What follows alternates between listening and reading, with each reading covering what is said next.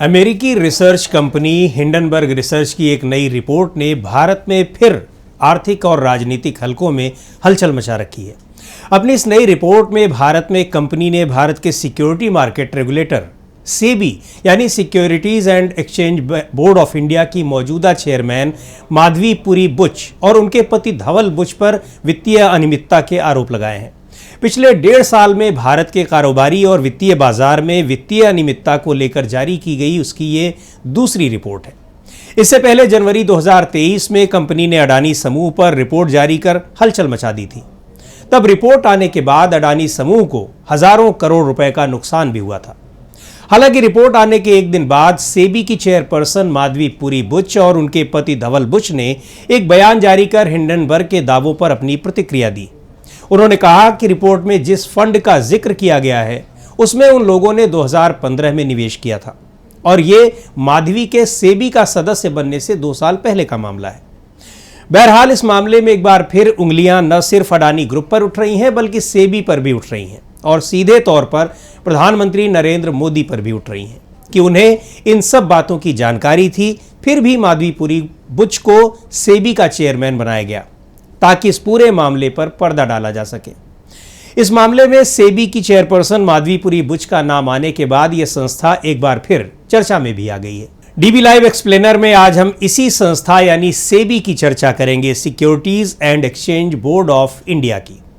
इसकी स्थापना एक मार्केट रेगुलेटर के तौर पर की गई थी, यानी एक तरह से यह शेयर बाजार का अंपायर है।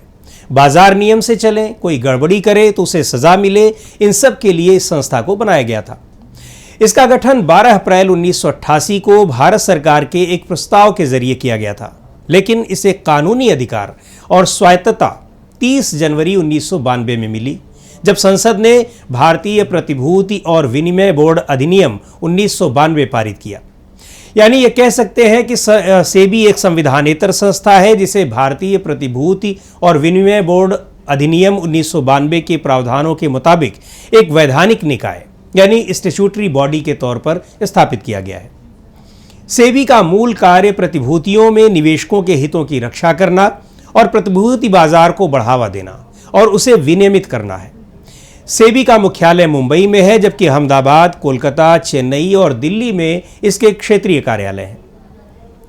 सेबी का गठन क्यों किया गया, यह भी एक महत्वपूर्ण सवाल है।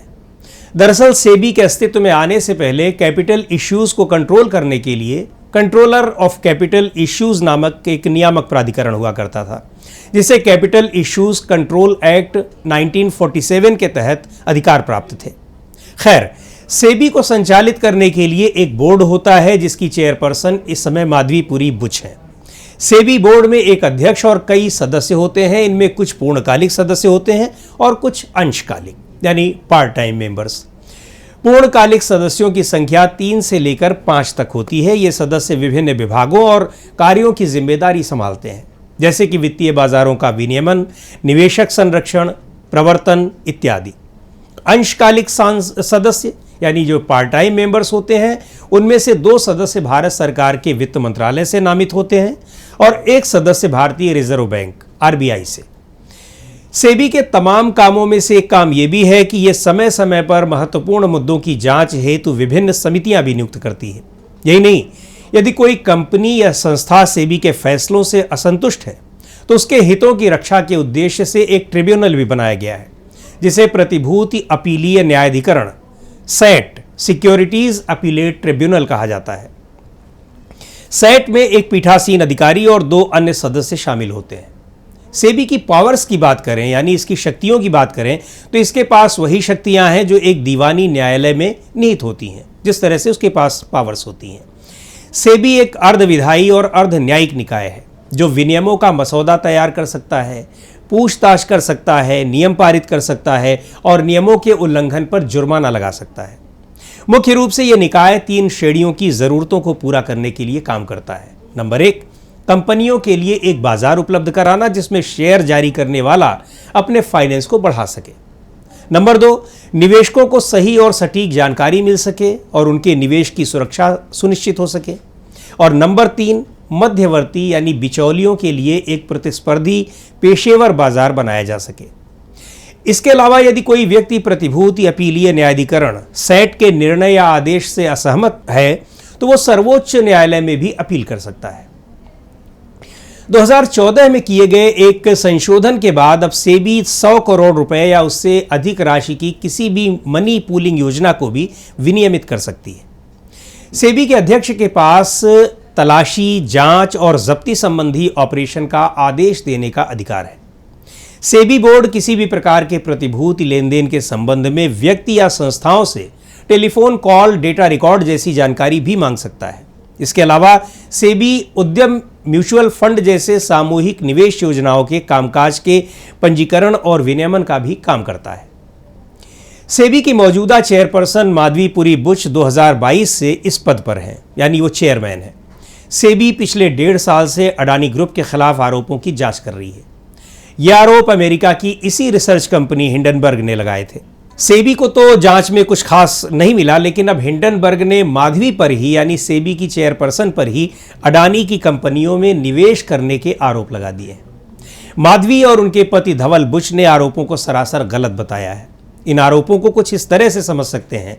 माधवी पुरी बुच और उनके पति धवल 2015 में सिंगापुर में रहते थे। उस वक्त उन्होंने मॉरिशस के एक गुमनाम फंड IPE+ फंड में पैसे लगाए थे। अडानी ग्रुप के प्रमुख गौतम अडानी के भाई विनोद अडानी के पैसे भी इसमें लगे हुए थे। बाद में इसी फंड के जरिए भारत में निवेश किया गया। यह फंड इंडिया इन्फोलाइन का था, जिसे अनिल आहूजा नाम के एक व्यक्ति चला रहे थे, और ये अनिल आहूजा अडानी ग्रुप के डायरेक्टर रह चुके हैं और माधवी के पति धवल के बचपन के दोस्त रह चुके हैं। 2 साल बाद यानी अप्रैल 2017 में माधवी सेबी की डायरेक्टर नियुक्त की जाती हैं। उससे पहले मार्च 2017 में धवल बुच ने इंडिया इन्फोलाइन फंड को लिखा कि अब वो ही इस अकाउंट को चलाएंगे, तो उसके बाद से उस अकाउंट को धवल चला रहे थे। लेकिन फरवरी 2018 को माधवी ने फंड को एक ईमेल भेजा कि धवल अपने यूनिट्स बेचना चाहते हैं, और फिर उन्हें करीब $9 लाख वापस मिल गए। हिंडनबर्ग का आरोप है कि इसी फंड का इस्तेमाल विनोद अडानी ने अडानी ग्रुप के शेयरों के दाम बढ़ाने में किया है। अडानी ग्रुप पर विदेश से सामान को ज्यादा दाम पर खरीदने का आरोप है, और जो ज्यादा पैसा दिया गया वही पैसा अडानी के शेयरों में बेनामी रास्ते से लगाया गया, ऐसा आरोप है। हिंडनबर्ग ने पिछले साल जनवरी में जो रिपोर्ट निकाली थी उसमें आरोप लगाया गया था कि अडानी ग्रुप अपने ही शेयरों में पैसे लगाकर शेयरों के भाव बढ़ाता है, और यह काम मॉरिशस के फंड के जरिए होता है। अब हिंडनबर्ग ने ऐसे ही एक फंड को सेबी प्रमुख से जोड़ दिया है। इसके बाद 2022 में माधवी पुरी बुच सेबी की चेयरपर्सन बन गई। सेबी को ही अडानी ग्रुप पर हिंडनबर्ग ने जो आरोप लगाए थे उनकी जांच का जिम्मा मिला। मामला सुप्रीम कोर्ट में गया। सेबी ने कहा कि अडानी ग्रुप के शेयरों में सौदे करने वाले 13 फंड और उसके 42 अकाउंट होल्डर्स का पता कर लिया गया है, लेकिन इन लोगों के पीछे कौन है ये पता नहीं चल पा रहा है। जाहिर है ये पता चलने पर ही जानकारी मिलती कि सौदे के पीछे है कौन। और अब हिंडनबर्ग की रिपोर्ट कह रही है कि सेबी अपने प्रमुख से ही पूछ लेता तो पता चल जाता कि ये फंड काम कैसे करते हैं। 2 साल से सेबी में अडानी से जुड़े होने के आरोपों से घिरे EM resurgent fund and emerging India focus funds पर कोई कार्रवाई नहीं की गई है। ये दोनों फंड इंडिया इन्फोलाइन चलाता है, जिसे पहले आहूजा चला रहे थे और बाद में धवल बुच चलाने लगे। हालांकि माधवी पुरी बुच और उनके पति धवल का कहना है कि आरोप गलत हैं। उनकी जिंदगी और पैसे के लेन देन खुली किताब है। सेबी को उनके निवेश की सारी जानकारी दी गई है, और यदि कोई अतिरिक्त जानकारी भी चाहिए तो हम देने के लिए तैयार हैं। लेकिन सेबी पर पहले भी आरोप लगते रहे हैं कि वो अडानी के खिलाफ जांच में ढिलाई कर रहा है, और अब इन आरोपों की वजहें भी कुछ कुछ स्पष्ट होती जा रही हैं।